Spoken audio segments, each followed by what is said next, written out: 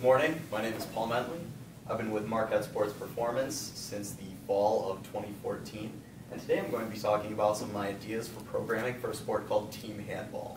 Now, before I begin, can anybody tell me which of these sports is handball? Let's see a raise of hands. Is it the first picture in the top left? No, I see a lot of head shaking, no. Top right? No, not yet. Bottom left? All right, I see a couple hands, a few hands, all right. Is it the bottom right? Oh, everybody's shaking their head, yeah. Well, in reality, it was the,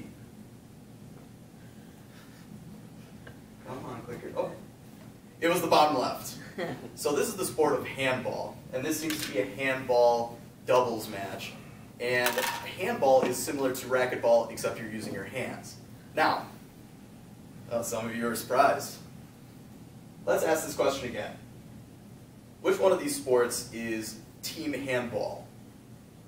Top left? No. Top right? No. Bottom left? No. Bottom right? Yeah, everyone's shaking their head, yeah. So the sport of team handball is a mixture of basketball, soccer, and almost kind of like lacrosse. And I'm going to have a video playing with professional Nin Lai explaining the rules of team handball. Nin explains the rules of handball. Handball, otherwise known as team handball or Olympic handball, is a game that's a mixture of basketball, soccer, and ice hockey. Handball is played with 2 teams of 14, with 7 players taken to the court at any one time. This includes 1 goalkeeper and 6 field players. The object of the game is for your team to score more goals than the opposing team. To score a goal, a player must throw the ball into the goal. These goals are 3 meters wide by 2 meters high, and the ball must completely cross the goal line, and the shooting player must not step into the crease for a goal to count. The goal crease is a 6-meter radius around the goal, and the free throw line is a 9-meter radius. The court itself is 40 meters by 20 meters. The game starts by the team that wins the coin toss, and it starts with a throw-off. Once a team has possession of the ball, a player must not hold on to it for more than 3 seconds, nor must a player take any more than 3 steps. Failing to do this results in a free throw being awarded to the opposing team. You can pass the ball directly between teammates, or dribble the ball like in basketball, where you bounce the ball up and down repeatedly whilst in motion. Players must make a conscious effort to move the ball up the court and try and score. If the referee decides that the team is making no attempt to shoot, this is known as passive play, and the ball is awarded to the other team. The opposing team will try and stop you by blocking the ball with their hands and arms, making frontal bodily contact, and forming walls with other teammates to force errors from the attacking team. A defender has to be careful here, as they cannot pull the ball out of the attacking player's hands, nor can they push or jump into them. Any of these infractions results in a free throw being awarded to the other team. The game is played in 2 30-minute halves for a total playing time of 60 minutes. Highest score at the end of time wins. If the game ends in a tie, up to 2 5-minute overtime periods are played to determine the winner. If the game is still tied after 2 overtime periods, it goes to a penalty shootout just like soccer. Handball. So the rest of the video is just reiterating those different rules. So we see an assortment of different movements. Some of the main ones are going to be a lot of jumping and throwing, a lot of contact, a lot of grip motions, gripping the ball, and also a lot of running. So these are movements that we want to address in programming for team handball. And also we need to notice that it is a small court type sport, similar to basketball, so they're going to be focusing more on anaerobic pathways and a lot of fast accelerations and fierce change of direction. So my annual plan, so some common injuries that we're going to be seeing is a lot of common injuries that are associated with throwing. So things like biceps tendonitis, rotator cuff stability, and slap lesions.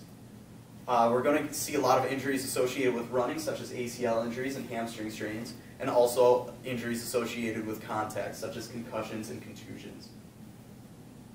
So the annual plan that I've made suits the schedule for the Ohio State team handball team. There are not very many handball teams in the United States, but this is one of the few.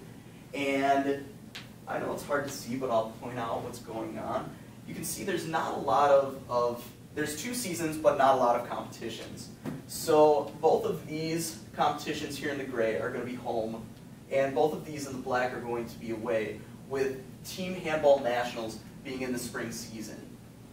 Testing is going to occur before each off-season and before each preseason, and the volume is going to be quite low in the second in-season, but it's going to ramp up a little bit in the first in-season, just because the spring season is going to be the one that we really want to compete in. So, in the off-season, the main goals are going to be hypertrophy, base strength, and acceleration training. And the way that that's going to be progressed is that we're going to do bilateral movements, progress to unilateral movements, and then linear accelerations, progress to lateral accelerations, and then eventually to multi-directional accelerations. So in this example, we see more of an explosive day. We have an explosive exercise, the jerk, which is also overhead, promoting shoulder stability, along with an exercise that mimics that motion, an overhead med ball throw. The next series of exercises are going to be more explosive exercises, and then to linear accelerations with sled starts and normal starts. In the preseason, the goal is going to be more work capacity. These competitions are usually weekends long, and they're going to be playing a lot of multiple games. We're also going to be working on more mental conditioning, so things like team challenges and individual challenges. The way this is going to be progressed is that we're going to go from bilateral movements to unilateral movements. We're going to go from individual challenges to team challenges, so in challenging the self and challenging the team, and then increasing the work-to-rest ratio with the work capacity work. So, in this example, I have a back squat that's going to be paired with some explosive movements, as well as some timed work capacity exercises. So, a lot of multiple push-ups, sit-ups under a certain amount of time, and then as we progress, those work-to-rest ratios, the rest time is going to decrease and the work time is going to increase. And at the bottom, we have different challenges. We have a deadlift hold, where the individual is going to hold a weight as long as they can, as well as wall walking, in which they're going to try to traverse an entire room as many times as they can without their feet touching the ground. They can only touch the wall. In the in-season, the goal is going to be fatigue management and strength and skill maintenance. And the way that we're going to progress that is that we're going to, once again, work from bilateral movements to unilateral movements, and the lifting volume is going to decrease as the recovery volume is going to increase as the in-season goes on. So here we're going to work on some strength management by including bench press, and then some corrective exercises with a modified hamstring stretch and wall slide. So lower body corrective exercise and an upper body corrective exercise. So then we're going to do some unilateral explosive movements with a single arm snatch, and some core work with carrying in order to brace during contact. At the bottom, we're going to do some more strength management with posterior chain work, as well as, this is kind of hard to read, but the recovery work also includes a nutrition aspect. So during this set, they'll be required to hydrate a certain amount. So there will be cups or bottles that they'll need to hydrate after their set. So those are my ideas for programming for Team Handball. My name is, once again, Paul Mentele, as a part of Marquette Sports Performance. If you have any questions, you can email me at paul.mentele@marquette.edu. And if you want to see some more of my ideas and see more concepts like this, you can follow me on Twitter at PaulMentality. Thank you very much. Are there any questions? Ali. I have two questions. One, why bench press for an overhead throwing sport? And two, how much overhead lifting are you going to do in season? There's going to be a high volume of overhead movements. So throughout my programs, there's overhead press, there's going to be snatches, there's going to be jerks, because I believe that in order to be you need to be strong in a certain position. We can't be afraid of overhead movements. We need to be we need to have a lot of volume in that position. Would you decrease during in-season though? That was my question for that. During during in-season, there will be a decrease, just like there's a decrease with the total volume of lifting, but we're still going to load that position. With the bench press, I still believe that bench press is a good lift to use to work internal, the internal rotators of the shoulder and to strengthen the chest, which is important for throwing motions.